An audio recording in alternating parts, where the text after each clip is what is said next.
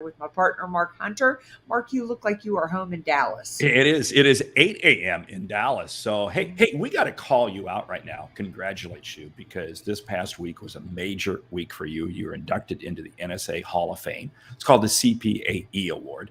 That is very significant. Congratulations.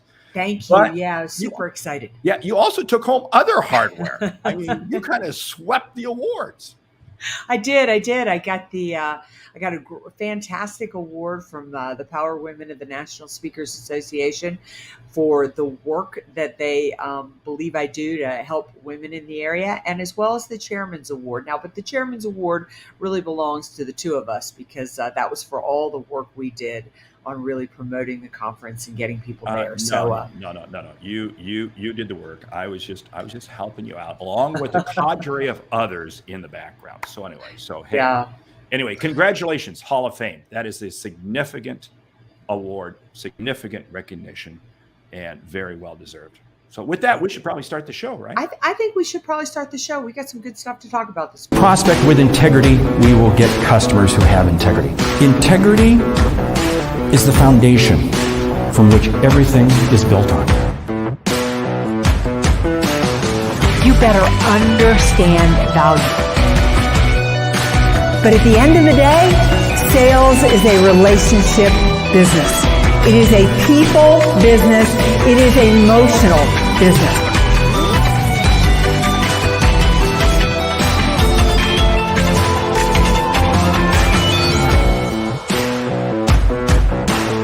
This is Sales Logic.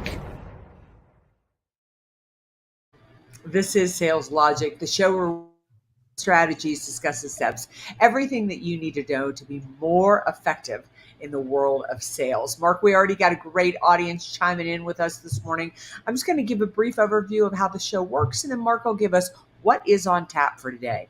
Every week we come to you with a really power-packed show.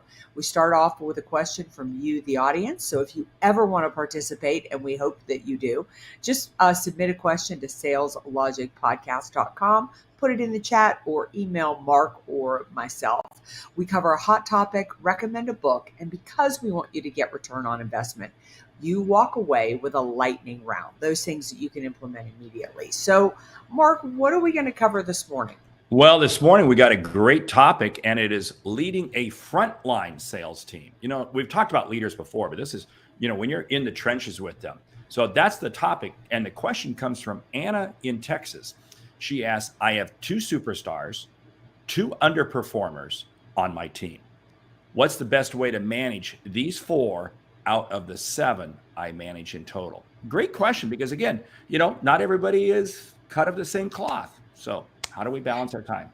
Yeah, it's interesting because, Mark, I'm sure you deal with this question all the time. I was on my way to the airport earlier this week talking with a client, and this was exactly what we were talking about. How do we kind of even things out?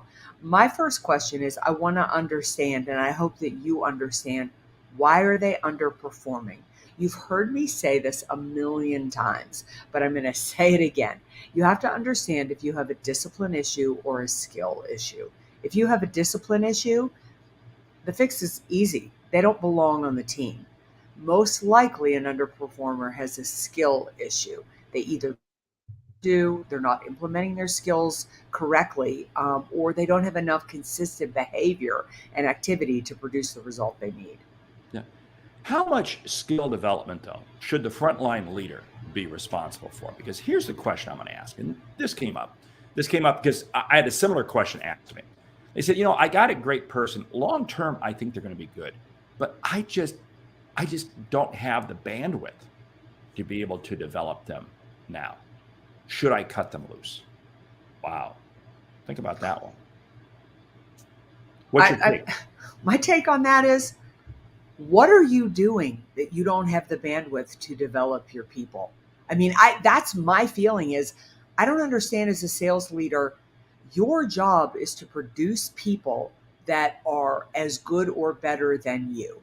So a lot of times frontline sales professionals are running their own pipeline. They've got their own portfolio, so to speak. But your time is better spent on developing the people around you. So I would just really beg to differ. And if you don't want to do that, if you don't feel that that's your priority, I would really question whether I want to be in sales leadership. Because Mark, the big things that tip me off there, I have somebody basically with the right attitude, the right basic foundation of what it takes to be a good salesperson. They're just missing some of the skills. Now, you can supplement that with some training. You can use some of your high performers to mentor them, but that's your job. Oh, I love how you responded to that, because that's how I responded to him. Because I made the comment to him. I said, look, it's your job to invest in your people, just as you expect your people to invest in their customers. And you expect your people to put their customers first, company second, and themselves third. Okay, for you, it's you're putting your people first because they're your customers, then the company, and then you. And that means you've got to take the time to develop them. And I love that idea that you said. Matching people up with high performing people. In fact, it's one of the things I recommended to him. In fact, I'm having breakfast with the gentleman this week. I said, we're going to go through your team and we're going to take a look at who do we match up. Because what I found is he's got a couple high performers on his team. You match them up with other people. And you know what? The high performers are going to get jazzed because now they have the ability to kind of coach and help guide and help support, help be a peer to somebody else in the organization. It's going to lift them up. Everybody wins. You don't have to do all the heavy lifting yourself when it comes to developing people. No, you definitely don't. But you're responsible to make sure that people are being developed. I love what you said about the fact that, we want our team members to invest in our customers. That question begins with, what are you doing to invest in your team members? Now, let's flip this around a little bit, because in this instance, this is a sales leader reaching out to you. How lucky are these underperformers that even realizes that she's not spending enough time with them? For most of us, sales leaders suck. There aren't very many good sales leaders out there, and they don't even care that they're not developing us. They don't even care. So if you're somebody who's listening to this and you're not lucky enough to have a sales leader who has you top of mind, don't give up. Your sales leader isn't the only person that needs to develop you, and it's your life, it's your career. Put yourself in the driver's seat and find the mentors that you need, both inside and outside your company, to develop you. I'm glad you just kind of spelled it out the way you saw it. They suck, because you're right. And this is so true. This is when I see sales teams and they say, well, my manager isn't investing in me, and I get this comment all the time. And I go, who cares? I mean, yeah, it sucks, but you can still develop yourself. It's interesting. We have a lot of people who listen, whether it be on Saturday mornings when we do the show, or they catch the audio on the podcast. And what are they doing? And they're doing very intentionally because they don't have a manager that's willing to lead them. So they check us out to get insights. You're right. This has to be a two-way street. And you know what I found very, very interesting is when a leader sees it, their people are starting to invest in their own development. It's amazing how the leader begins to invest in their own development. And a rising tide lifts all boats. You've got to create a culture of continuous learning, continuous growth. It can't stop just because, you came through the 2-week onboarding, you're now fully trained, go out and sell. Doesn't happen. It doesn't happen. Bill Shaw makes such a great point here. He said, Bill Snow, sorry. Owners put frontline sales leaders in a bad spot when they make them a player coach. They absolutely do. It's one of the most difficult jobs I ever had, was being a player coach. But if you, being a player at the same time that you're a coach gives you unbelievable empathy for what your team is going through. You're facing the exact same things they're doing. And one of the greatest ways to train people is not in the classroom. It's to take them with you on calls. It's to let them watch you do what you do. How do you prospect? How do you make those initial contacts? How do you handle a failed sales call? What do you do? They'll learn quite a bit from bringing them along for the ride. But you're right, it's one of the most difficult things you'll ever do. But when you can develop people as a player coach, you have mastered the art of sales leadership. But I'll tell you what, I was in Knoxville, Tennessee. I was a player coach. I was a quota carrying sales leader because I had a quota, I had my own accounts, and I had to manage a team. And let me tell you something, that was difficult. And looking back, there were more than a few times at the end of the quarter when I was focused more on my number than I was on my people's number. Ooh, that's it. Now let's come back and let's talk about this question, because you got 2 high performers, 2 low performers. And, Anna really asked a great question. She's got 7 people. How do you divide your time? And the easy advice I always share is make sure you invest in your top performers. Because I always say, if I can take a top performer and increase their performance by 50%, wow, or even 25%, I've really moved the needle. If I take a low performer, increase their performance by 25 or 50%, it moves a little bit. So I'm always going to invest in the top performers. I don't know if you feel the same way or whatever. Yeah, absolutely. I think, though, as a sales leader, and I think, Anna, what you need to be really careful of is you need to, I love the fact that you're asking this question, you need to lead them differently. As a top performer, one of the biggest mistakes I see sales leaders make is they invest their time not only equally across their performers, but the exact same way. So with top performers, figure out what investing in them needs.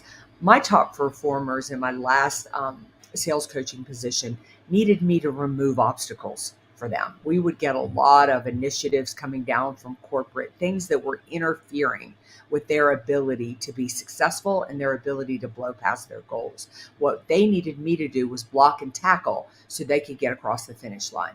They didn't need me going on calls with them. They didn't need me opening doors. However, every once in a while too, my job was to be the face of the company. So they would say, could you go to this charity event? Could you meet this person? Could you make an introduction? They would look through my contacts or my membership, or they'd need me to go play golf with somebody. Like, my top performers were telling me what they needed versus me spending time with underperformers. That was really about me very much skill developing. I can't remember who developed the model of situational leadership, but it's the quadrants of 1, 2, 3, and 4, and whether people need to be micromanaged, they need to be supported, or whether they're ultimately your peer. But you really need to look at that. This is situational leadership, Ken Blanchard. Thank you. Excellent model. Hey, this comment by Adam is so spot on, because he says, hey, big difference between privately held and publicly traded. Won't try to read. Yeah, so. And, my background is all in publicly traded companies, and I know exactly where you're coming from, Adam. Because again, you get down to that week 12, week 13, and I'll tell you what, you got to deliver that number for the shareholders. Now, conversely, I work now with a lot of privately held companies, and what I find very interesting is that they're not public, but the private investors, they still want that quarterly earnings. They still want that thing. The only deviation may be if it's a family-owned entity. Then they really truly play they play a generational game. But here's where I'm coming back to. I firmly believe the customer still comes first. I will fall on my sword and miss a number if it's the right thing for that customer. And that has put me in a bad situation in a number of situations. But I will do that because, as a sales leader, as a salesperson, you have to play the long game. Once we start playing the short game, our integrity and our trust fall by the wayside. Yeah. I love this comment too, but here's my advice on that. And this is how I managed it. I was going to get slapped for missing the quarterly number. I was going to get shot for missing the annual number. So this is what I'm talking about with block and tackle. My job was to get slapped for my team on the quarterly number, because all too often, quarterly and short-term goals are completely out of alignment with what you have to accomplish long-term. And so with my team, I made it very clear, we're blowing past the annual number. Do not work about quarterly. I will go to Mecca corporate office. They can beat me up a little bit. That's my job. And at the end of the year, we'll be standing on the stage. We'll be getting the trophy. And you do what you need to do. And that I really feel like is a job of a sales leader. How do you help people be successful and be successful for the long term. And a lot of that is making sure that they're able to do what they need to do in order to ultimately hit the number. One of the things that I saw was a terrific example, and I then began to apply it. Was one time, the team I was on, I was a salesperson. We were falling short, and I watched my manager walk in to the office and literally get crucified for missing the quarterly number. But he did it to support his people, and it was the right thing. And I learned from that situation because, just like you said, we missed the quarterly number, but we made the annual number. And what did that do? My view of my manager went through the roof. Yeah. I would walk through a wall for that individual because he fell on a sword for me, for our team. And that was a piece that I then took forward, and several times that I had to go through that same situation. But I learned that, you know what? I'll take the short-term fall. I'm gonna get hit. I'm gonna get hit hard, but it's going to help the team long term. Yeah, and think about that as a sales professional too. I mean, you have to really understand what your company and what your leader cares about. I think one of the most difficult things about being in sales is that you get different goals constantly. I can't tell you how many times they would tell me to hit an annual number, and then some campaign would come out that if I focused on the campaign, I would never hit the annual number. And everybody would sit around and they would whine and they would complain about it. And my thought was, I need to figure out where the goalpost is, and I'm going towards the goalpost, and I'm not going to worry about anything else. Sure, do you get roughed up a little bit in the process? Absolutely. But the award you get on the back end. So if you're a sales leader, understand what corporate is looking for. Be really clear on the end of the day where the biggest trophy is, what they most want from you, and then align your team there. If you are not lucky enough to have an amazing sales leader, do that for yourself.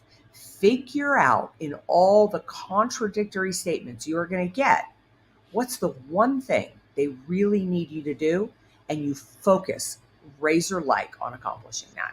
See, and again, that's a demonstrative act that you're doing that others around you are going to see. You stay focused. I too can relate to that. Here's your quota.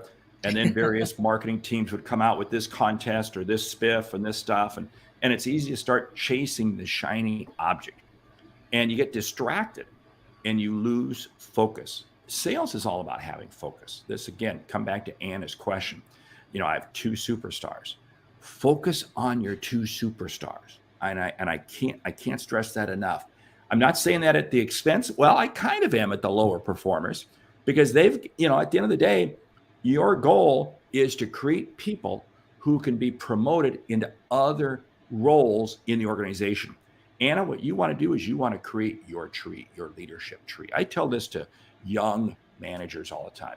Your goal is to raise up people who wind up going on to bigger and better things. That's how you create your leadership tree. So Anna, that's where you got to be going. Wow, we've been kind of pinging around all over the place. We got some really in-depth conversation going on the chat line, but we need to talk about kind of the topic leading. I guess we have been leading a frontline sales team. What did you find to be the most difficult task when you were managing a frontline sales team? Most difficult task I think that the most difficult task is it was for me to figure out that spending time and investing in my team was the highest and best use of my time. And what I mean by that is my coaching and my time with sales calls were the priorities on my calendar. So if my executive called me and said, Meridith, I need to see you at 9:00, and I had a coaching call with you, Mark, to make sure that I said, I cannot meet with you at 9:00, then I'm prioritizing those people. That people watch your actions so much more than your words. And if I treated them as my boss versus the executives as my boss. I really needed to flip that around and focus my time and my energy. If they were happy and they were productive, that was the best way that I made sure we were successful. And ultimately, I looked like a rock star. What you just said is so key. Leaders can say anything. Anybody can say anything. It's the actions that matter. And I've always said you have to be careful of what's not said, because your people are reading into it. Your people are reading into what's not said. That was one of the challenges I had as a new manager and so forth, is I'd be communicating with my people and I thought they understood it, but everybody hears and responds and processes differently. And you have to take the time to be able to verify and authenticate as to whether or not that message, what the action is being understood and is going to be acted on. Big difference, because I found when I was leading a team, how I communicate with the team is one way, but how I communicate with each individual person, vastly different, because they understand, they listen, they learn differently. Yeah, I think it's so important to figure out where everybody on your team is in the learning process. I can't tell you how many times I've gone in to work with sales leaders and they're managing high performers from a micromanagement standpoint. And they're just killing them. They're absolutely killing them. That's not what they need from you. And then they're not really providing any skill development. Again, I'm going to say you're underperformers. Is it a discipline issue or a skill issue? And if it's a discipline issue, you better have the guts to get them off the team, because they're going to kill you. But more often than not, I find it's a skill issue. People want to do a good job. They just don't know what to do or how to do it. Yeah, I'll tell you what, leading a team, in fact, it really takes us to the book we have today, The Energy Bus by John Gordon. I'll tell you what, this is a great read, because you really got to figure out, do you have the people in the right seats on the right bus? The Energy Bus by John Gordon. If you're a new leader, or if you've been a leader for years and you haven't read it, get the book. It's absolutely outstanding.